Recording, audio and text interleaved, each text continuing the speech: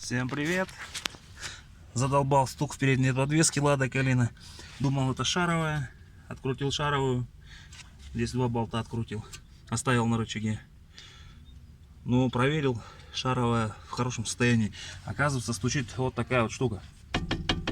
Слышите?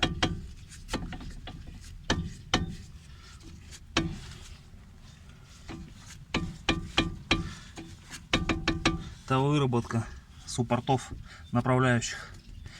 Направляющих суппортов выработка. Вот поэтому так стучит. На мелких кочках особенно замечается хорошо. Вот, рукой трясу. Вот, пожалуйста. Поэтому, кому поможет, на здоровье, пользуйтесь. Устраняется легко, откручивается. Два болта, снимается половина суппорта.